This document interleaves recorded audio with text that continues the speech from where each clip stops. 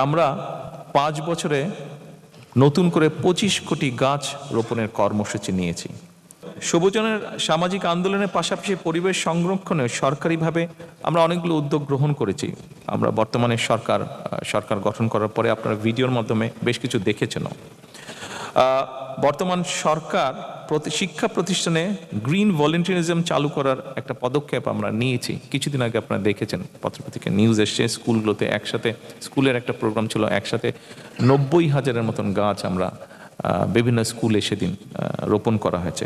একই সঙ্গে climate youth fellowship চালু এবং এনভায়রনমেন্ট স্টার্টআপ ফান্ড সহ বেশ কিছু উদ্যোগ আমরা গ্রহণ করেছি।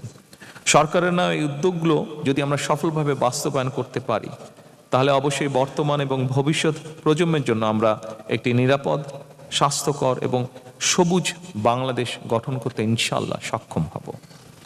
উপস্থিতবৃন্দ, এর মধ্যে প্রায় সকলেই জানেন, এটি আমাদের বর্তমান সরকারের নির্বাচনী ম্যানিফেস্টোতে ছিল যে আমরা 5 বছরে নতুন করে 25 কোটি গাছ রোপণের কর্মসূচি নিয়েছি।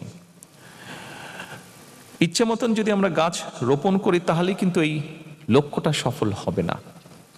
আমি ব্যক্তিগতভাবে যেটা বিশ্বাস করি যে কোন পরিবেশে, কোন মাটিতে, কি ধরনের আবহাওয়ায়, কোন প্রজাতির গাছ রোপণ করা প্রয়োজন, এটি সম্পর্কেও কম বেশি আমাদের একটি ধারণা থাকতে হবে এবং সেই বিষয়টিকে প্রাধান্য দিয়েই গাছগুলোকে আমাদের রোপণ করতে হবে। আমাদের দেশে ইদানিং আমার কাছে মনে হচ্ছে বিষয়টি একটু কম, কিন্তু 90-এর দশকে আমার মনে আছে খুব দেখতাম যে ইউক্যালিপটাস বা আকাশমণি প্রজাতির একটা গাছ, এই দুটো গাছ লাগানো হতো। এটা সম্পর্কে অনেক ক্যাম্পেনিং হয়েছে এবং আমরা একসময় জানতে পেরেছি এই গাছটা হয়তো তাড়াতাড়ি বেড়ে উঠে হয়তো কিছুটা টিম্বার ভ্যালু আছে, কিন্তু পরিবেশের জন্য এটা খুবই ক্ষতিকারক এই গাছ দুটো। কাজেই আমাদেরকে এই বিষয়গুলো মাথায় রাখতে হবে যে আমাদের পরিবেশের জন্য যে গাছগুলো ক্ষতিকারক, সেই গাছগুলোকে অবশ্যই বোধহয় পরিহার করা উচিত, সেই গাছগুলোকে আমাদের এনকারেজ করা উচিত না রোপণের জন্য। এবং একই সাথে নতুন বৃক্ষরোপণের ক্ষেত্রে দেশীয় প্রজাতির গাছ যেমন ঔষধি, অর্কিড, বাঁশজাতীয়, বনজ, ফলদ, অর্থকরী বা বিপন্ন প্রজাতির গাছ, এইগুলোকে রোপণ করা বোধহয় খুবই দরকার। কিছুদিন আগে আপনারা খবরে দেখেছেন আমাদের কক্সবাজারে একটি ট্রেন লাইন গিয়েছে চট্টগ্রাম থেকে দুলহাজারিয়া হয়ে। ওই দুলহাজারিয়াতে প্রায় কয়েক লক্ষ গাছ কেটে ফেলা হয়েছে এই ট্রেন লাইনটা নিতে গিয়ে। আমরা চেষ্টা করছি এগুলোকে রিপ্লেস করতে, যদিও সরকারি হিসাব নিকাশে বলা হয়েছে গাছগুলো সেখানে 7 লক্ষ গাছ রোপণ করা হয়েছে।